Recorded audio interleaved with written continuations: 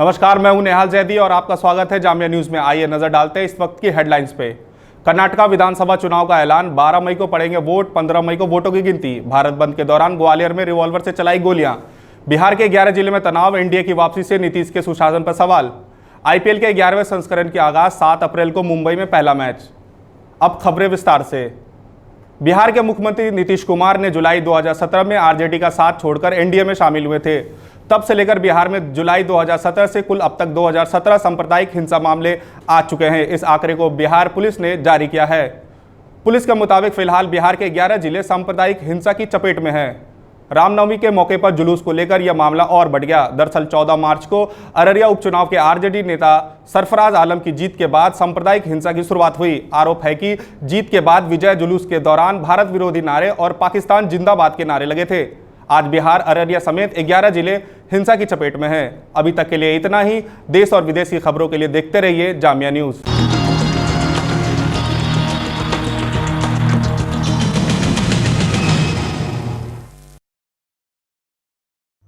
आइए हम आपको लिए चलते हैं गोविंदपुरी मेट्रो स्टेशन पे, जहां पे कुछ महिलाएं ई रिक्शा चलाती हैं।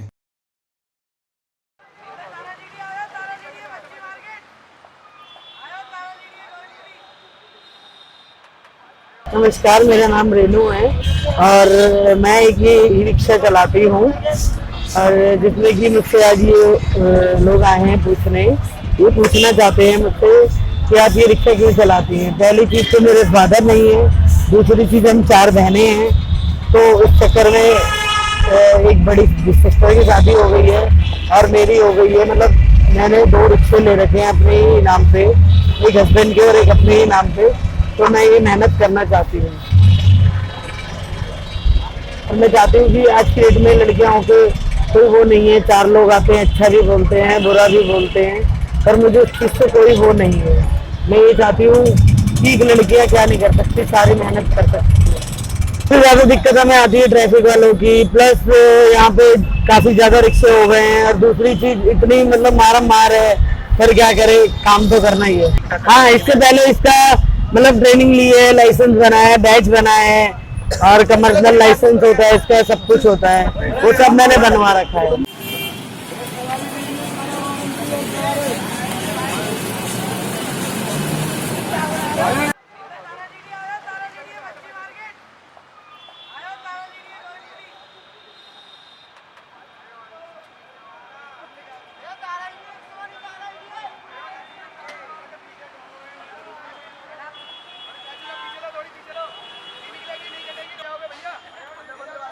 गोविंदपुरी मेट्रो स्टेशन से मैं नेहाल जैदी, जामिया न्यूज़ के लिए।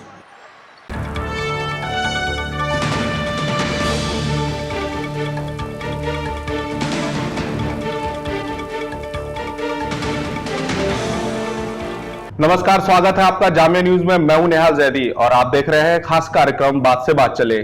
जैसा कि आप जानते हैं, इस कार्यक्रम में हमारे साथ होते हैं कोई खास मेहमान। आज हमारे साथ है शुभम राय जी, जो कि अंतर्राष्ट्रीय मामलों के जानकार हैं। आज हम इनसे बात करेंगे अंतर्राष्ट्रीय मामलों के बारे में, जो कि 2011 से ट्यूनीशिया से शुरू हुए इस गृह युद्ध ने एक अरब स्प्रिंग का नाम दे दिया गया इसे, और यह गृह युद्ध सीरिया जैसे देश को काफी बर्बाद तक कर दिया गया। आइए हम बात करते हैं शुभम राय जी से इनके बारे में। धन्यवाद नेहाल जी।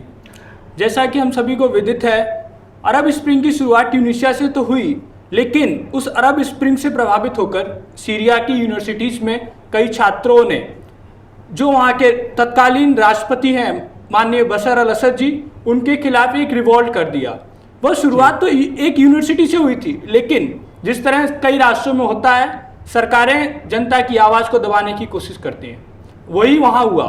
2011 में एक यूनिवर्सिटी के हुए रिवोल्ट को दबाने की कोशिश की गई, लेकिन उस रिवोल्ट ने धीरे धीरे एक मास मूवमेंट का रोल ले लिया। उस मास मूवमेंट में, जैसा कि हम सभी जानते हैं, किसी भी एक मूवमेंट में अगर फॉरेन एक्टर्स इन्वॉल्व होते हैं तो वह लंबे समय के लिए बढ़ता चला जाता है, क्योंकि फॉरेन एक्टर्स का इन्वॉल्व होना उनके नेशनल इंटरेस्ट को प्रभावित करना भी होता है। यह हम सभी को ज्ञात होना चाहिए। जितने ज्यादा नेशनल इंटरेस्ट इन्वॉल्व होगा, उससे ज़्यादा से ज़्यादा पोजीशन जो हार्ड होती चली जाती है राष्ट्रों की, और अगर पोजीशन हार्ड होगी तो यह कॉन्फ्लिक्ट या वॉर लंबे समय के लिए बढ़ता चला जाएगा। जी, आपने बताया कि यहाँ पे जो इंटरेस्ट जो शामिल हो जाता है, क्या उन देश के जो नागरिक है उनकी क्या मांग थी, उनके साथ क्या जाती हो रही थी जिनके कारण उन्होंने ऐसा अपना कदम आगे बढ़ाया कि हम देश में विद्रोही बनते हैं और एक गृह युद्ध की शुरुआत कर देते हैं? जी, सीरिया में जो सत्ता है उस सत्ता में कोई परेशानी नहीं है, लेकिन परेशानी केवल इस बात की है कि जनता को एक खुल के बोलने का एनवायरनमेंट चाहिए, जैसा कि चाइना जैसे देशों में होता है कि जनता को बोलने नहीं दिया जाता है। वही लगभग वही चीज सीरिया में भी है। वहां अलवाइट कम्युनिटी पूरी तरह रूल करती है। हम उसको शिया या सुन्नी में डिवाइड नहीं कर सकते हैं, क्योंकि कई सुन्नी भी बशर अल असद के साथ कदम से कदम मिलाकर सत्ता को चला रहे हैं। तो वो एक ऐसा ग्रुप है जिसको फॉरेन एक्टर्स ने सपोर्ट किया है और वो फॉरेन एक्टर्स की इंटरेस्ट को फुलफिल करने के लिए बशर अल असद के खिलाफ रिवोल्ट कर रहे हैं। और ये बताइए, अंतर्राष्ट्रीय जो सुपर पावर जो कंट्रीज है जैसे यूएसए, रशिया, जो इनका क्या खास दबाव होता है, इनका क्या रोल होता है ऐसे जो वॉर जो क्षेत्र होते हैं जहां पे गृह युद्ध चल रहा होता है? जैसे वेस्ट एशियन कंट्रीज में देखा गया है कि 2011 से जो शुरुआत हुई थी वो अभी जारी है ये युद्ध।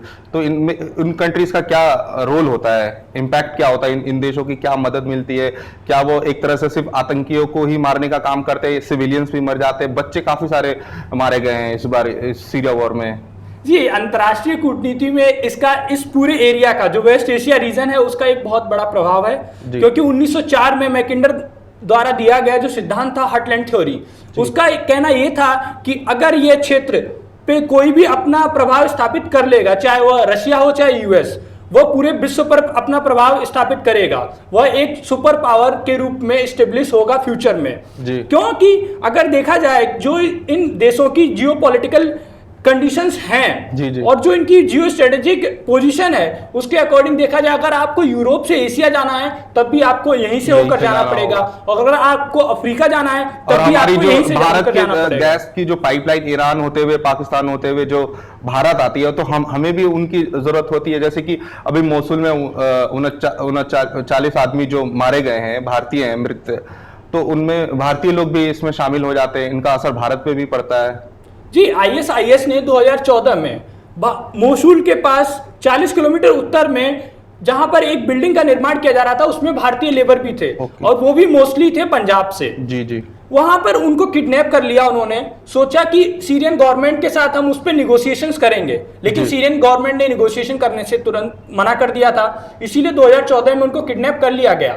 और उसमें से एक भारतीय बचकर भारत पहुंचा, उसने विदेश मंत्रालय को यह जानकारी दी कि मैं वहां से बचकर कुर्दिस्तान के उस पर जाकर वहां से प्लेन पकड़कर इंडिया वापस आ गया हूं, लेकिन किसी न किसी लेवल पर वो झूठ बोल रहा था, क्योंकि भारतीय विदेश मंत्रालय के सूत्रों ने अभी बताया है जाकर कि उसने इस्लाम स्वीकार किया वहां पर, और उसके बाद उसने बताया कि मैं बांग्लादेश का नागरिक हूं, इसलिए उसको उन लोगों ने छोड़ दिया। बाकी जो 39 भारतीय थे जिनके DNA की रिपोर्ट से पता चला है कि वो भारतीय हैं, तो उनको मार दिया गया।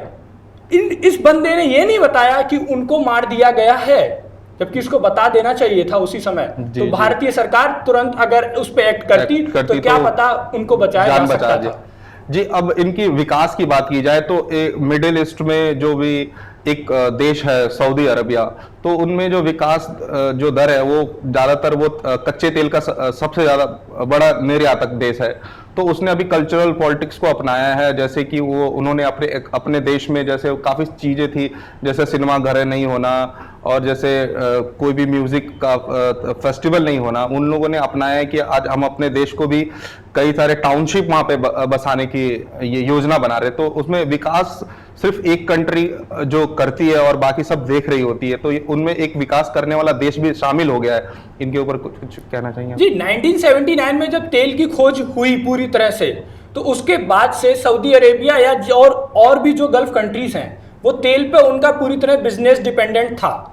ये रेंटियर इकोनॉमी बन चुका था, लेकिन अब जैसा हम सभी को विदित है कि नेचुरल रिसोर्सेज धीरे धीरे खत्म होते चले जाएंगे। तो अब सऊदी अरेबिया के जो अभी तत्कालीन युवराज आए हैं मोहम्मद बिन सलमान, उनका मानना यह है कि हम केवल तेल पे डिपेंड नहीं रह सकते हैं, हमको और भी अधिक इकोनॉमिक एक्टिविटीज में पार्टिसिपेट करना पड़ेगा। इसीलिए उन्होंने 37 गुना बड़ी, न्यूयॉर्क से 37 गुना बड़ी, ये सोचिए आप, न्यूयॉर्क सिटी बसाने का जो उनका डिसीजन है, वो डिसीजन बहुत अच्छा फुलफिल होने वाला है फ्यूचर में। जी। और सऊदी अरेबिया अब केवल यूएस पे डिपेंडेंट नहीं रहने वाला है, उसने ये बोल दिया है, क्योंकि जब मोहम्मद बिन सलमान व्हाइट हाउस गए थे तो उन्होंने सीधे बोला है कि अगर जी। ईरान को आप न्यूक्लियर बॉम्ब बनाने बना की और सकते हैं तो- न्यूक्लियर टेक्नोलॉजी अपनाने की इजाजत देंगे तो आपको सऊदी अरेबिया को भी देना पड़ेगा, क्योंकि इससे एक रीजनल बैलेंस क्रिएट होगा वेस्ट एशिया में, जो बहुत जरूरी हो गया है। जी, अभी के लिए बस इतना ही, और अगले हफ्ते फिर मुलाकात होगी किसी खास मेहमान के साथ। देश विदेश की खबरों के लिए देखते रहिए जामिया न्यूज।